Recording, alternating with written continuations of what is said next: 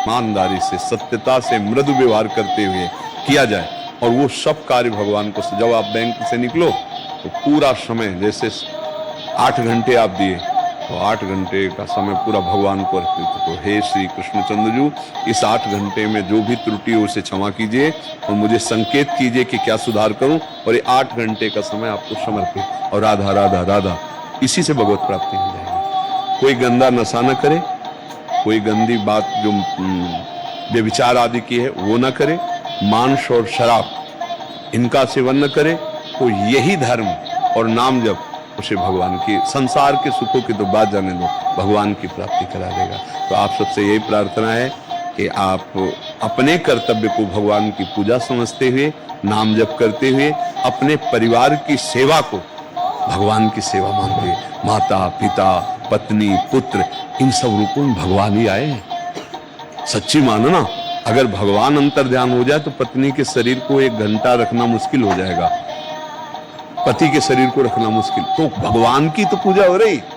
जब हम भगवान ना मान करके और व्यवहार गलत करने लगते हैं, क्रोध आदि का, तो कलह मच जाती। नहीं, शांति पूर्वक, गंभीरता पूर्वक हमें अवसर मिला है। बोले वो पत्नी होकर के ऐसा व्यवहार करती तो आपको सह जाना चाहिए, मुस्कुरा देना चाहिए।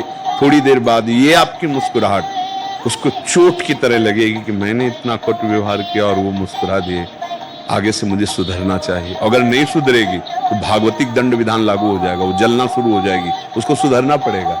ये लोग नहीं जानते, वो सोचते कि हम डांटेंगे, लड़ाई झगड़ा होगा तो उससे ठीक होगा। तो इसलिए परिवार में प्रियता बढ़ाइए, अपने कर्तव्य का पालन कीजिए और खूब नाम जप कीजिए। निहंग कुलदीप सिंह जी। महाराज जी, वैसे तो वाहिगुरु कृपा से 8 घंटे नाम जप पर बैठते हैं, पर महाराज जी क्रोध को कंट्रोल नहीं कर पाते। क्रोध को जीतने का उपाय बताएं, क्योंकि सामने से कोई झूठ बोलता है और कोई नशा करके जैसे बस में सभी को तंग कर रहा है, जैसे सिगरेट आदि, तो क्योंकि वाणी जी कहती है कि ये संसार तुम देखते हो हरि का रूप है। हाँ, तो हम हरि के रूप को ये दंड कैसे दे सकते हैं? हाँ, यही बात है, यही बात है। हरि के रूप को दंड कैसे दे सकते हैं? हाँ, नहीं, अगर धर्म विरुद्ध आचरण करते हुए हमारे सामने आते तो हम हरि रूप ही मान करके उनको दंड देंगे। जैसे भीष्म जी दुर्योधन के पक्ष में और श्री कृष्ण जी अर्जुन के पक्ष में, तो हरि है ना श्री कृष्ण, लेकिन भीष्म जी बाण मार रहे हैं ना श्री कृष्ण के ऊपर। तो हम रोल है, ये स्वांग है, वो पाप का आचरण करते हुए हमारे धर्म के विरुद्ध कर रहे हैं, हमारी गुरुवाणी के विरुद्ध कर रहे हैं, हमारी गुरु मर्यादा के विरुद्ध कर रहे हैं, तो फिर वो दंड के पात्र बनेंगे। केवल भगवत भाव की बात है तो शास्त्र है, और अपराधी को दंड देना तो शस्त्र है। तो अपराधी में भी हरि हैं, लेकिन वो अपराध का स्वरूप विस्तार करते हुए धर्म का लोप करने के लिए बढ़ रहे हैं। तो हमको हरि ने ही धर्म की मर्यादा की रक्षा के लिए खड़ा किया है। हम अपने प्राण दे देंगे लेकिन धर्म विरुद्ध आचरण नहीं होने देंगे। तो उसमें हमारी पूजा हुई, हमारी बढ़ोतरी हुई। गुरुजनों ने, बड़े गुरुजनों ने प्राण दे दिए हैं लेकिन अधर्म नहीं स्वीकार किया। तो वही हमें चलना है। हरि तो सब रूपों में है, लेकिन हरि के हमें किस रूप की पूजा करनी, ये बात हमको वाणी जी से पता चलती है।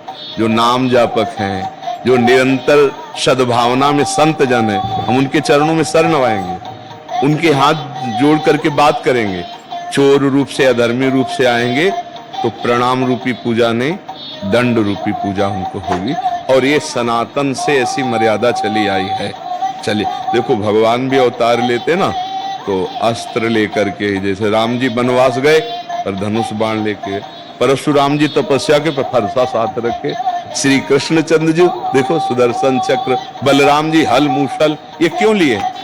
जो दुष्ट का आचरण कर रहा है उसको संयमित दंड के द्वारा ही किया जा सकता है, प्रार्थना से नहीं। दुष्ट को प्रार्थना से नहीं समझाया जा सकता। जैसे कोई दुष्ट आदमी है, उसे हाथ जोड़ के कहिए कि आप ये जो कार्य कर रहे हो ये गलत है, वो आपको गाली देगा, आपका अपमान कर देगा। और अगर आप उसको नेत्रों में आपके पावर है, कहो कि आप अगला कदम रखा ना, तो पीछे हट सकता है, क्योंकि वो भय से हट सकता है। प्यार और नम्रता उसके आगे काम नहीं करेगी। तो हमारा लिखा है, शस्त्र के अधीन है राज, राज बिना न धर्म चले, धर्म बिना सब डले वाले। हाँ, तो इसलिए हमें भगवत भाव तो रखना ही है, पर धर्म रक्षा के लिए यदि वह धर्म का भंग करते हैं तो दंड विधान आवश्यक है। उसके लिए हमारा जो शास्त्र है, जो हमारा संविधान, भारतीय संविधान है, ये सब दंड विधान ही है।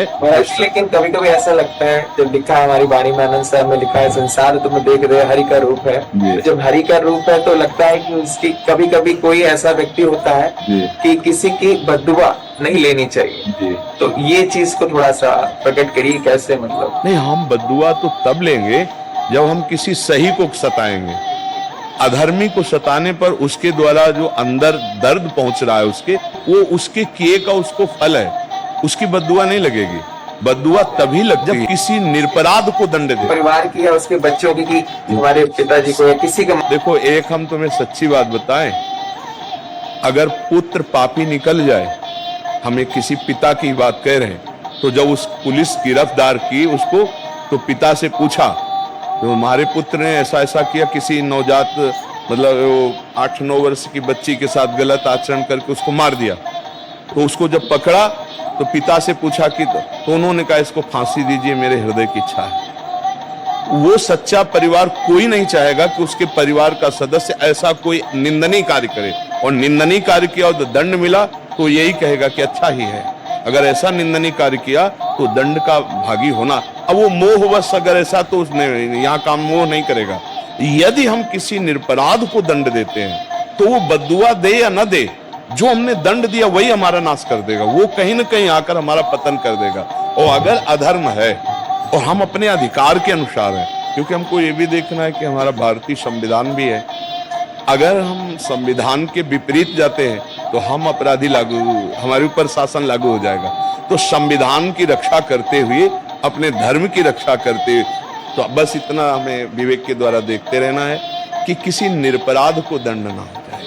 हम कभी क्रोध, जैसे कोई शराब पीता है, मांस खाता है, आते हैं यहाँ भी आते हैं, तो हम हाथ जोड़ के ऐसे कहते हैं कि आपके जीवन के लिए अच्छा नहीं है, आप कृपा करके ये गंदे आचरण छोड़ देंगे तो आप सुखी हो जाएंगे। कुमार जी, आप इंडियन वुमेन्स क्रिकेट टीम के खिलाड़ी हैं। स्वागत है आपका। आइए। राधे श्याम।